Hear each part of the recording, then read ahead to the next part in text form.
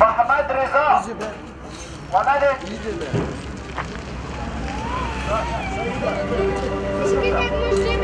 عبرتي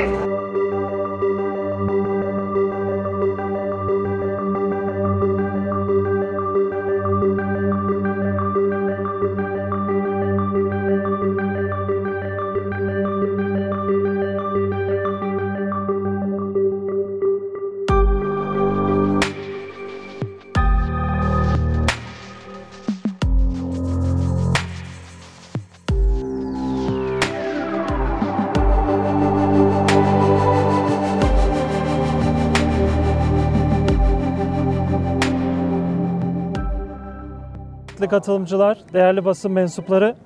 Türk Devleti Kızılay vesilesiyle Afganistan'a uzun yıllardır په وروستیو وختونو کې دغه مرستې د بشري ناورین په وړاندې د خوراکي توکو، درملو او پوښاک یعنې جامو په مرسته کولو سره زیاتې کړي دي.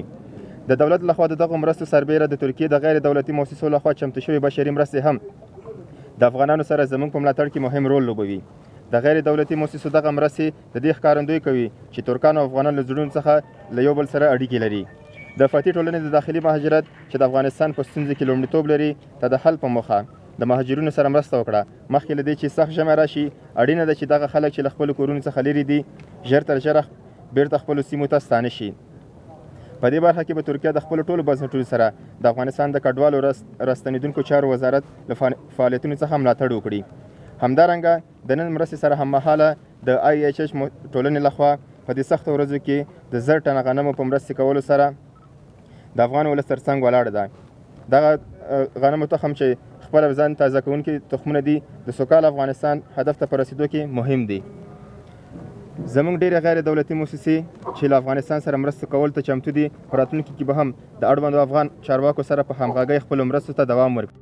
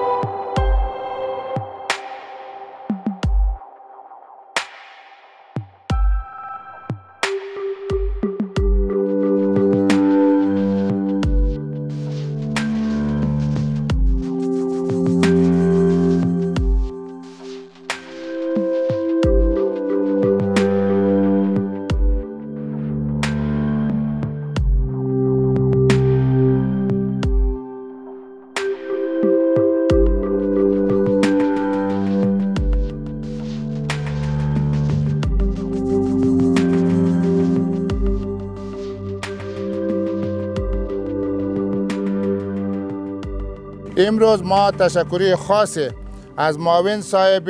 سفارت ترکیه میکنیم که اینا خودشان هم تشریف آوردن و برای 700 فامیل مواد خوراکی تهیه کردن که امروز برایشان توزیع میشود. همه قسم اکثر مؤسسات با ما همکار هستند. بله و مؤسسه فاتح و دیگر اکثر مؤسسات با ما هستند. هر یکشان به نوبه خود با ما کمک دارن و کمک میکنن و امارت اسلامی افغانستان خصوصا وزارت مهاجرین مصمم است که تمام ملت مستضعفی که در ولایت کابل تشریف دارند با امنا دسترسی کنند. این زمستان را به خوشی تیر کنیم. به جای گریه باید مردم خنده کنند، به جای جنازه و تابوت باید مواد خوراکی و البته چیزا به خانهشان بروند. امروز برای 700 فامیل کمک صورت گرفتم. ان شاء الله قریب سال پیش شما ماندگی مواد توزیع میشه و همه قسم سلسله جریان داره. ما در هفته گذشته برای تقریبا 1150 فامیل مواد کمک کردیم. بلې وصاحب موږ خو مخکې لپاره داسې و چې څه پیسې هم ورکولې خوراکي مواد هم ورکاوه ترانسپورټ سهولت هم ورکاوه اوس لپاره پروګرام داسې شوی چې په خپلو ولایتونو کې دوی سره به تر 3 میاشتو مسلسل خوراکي مواد ورکول کیږي او فعلا دپاره نغدې پیسې خو نه لرو خو ترانسپورټ موږ سهولت ورته مهیا کوو انشاءالله خپلو کورو ته رسوو خو په کورونو کې د دوی جدولونه موږ ریاستو ته لیږو او دلته موږ مؤسسات هم موږ سره دا وعده کړې چې هغوی به په خپلو کورونو کې 3 میاشتې ضمن کې موږ انشاءالله هغوی ته رسیدگی کولی شو اگر بگویم که تمامشان شاید مبالغه باشم خو اکثریت از این مردم نیاز دارند که برای از اینا البسه و مواد خوراکی باید تهیه شوند رئیس صاحب شاوخوا ملګرو ملتونو ویلي چې شاوخوا 22 میلیونه افغان وګړي بیړنۍ مرستې ضرورت لري دغه مرستې چې کوم خیریه بنسټونه کوي یا مملکتونه کوي څومره یعنی د افغانانو ستونزه حلولی شي او بل دا چې د دغو موادو په داخل کې دغه بودجګانو په داخل کې کوم مواد دي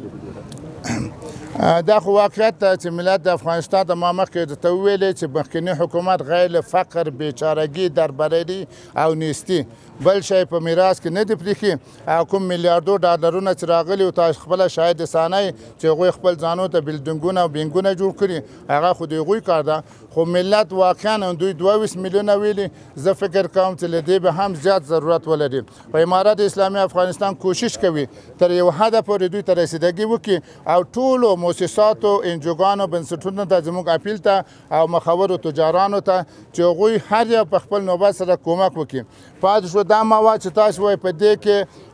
غوړي دي 10 کیلو وریځې دي چای ده بوره ده لوبیا ده دغه مواد دي پژواک خبری آژانس د پیښو ریښتینې هنداره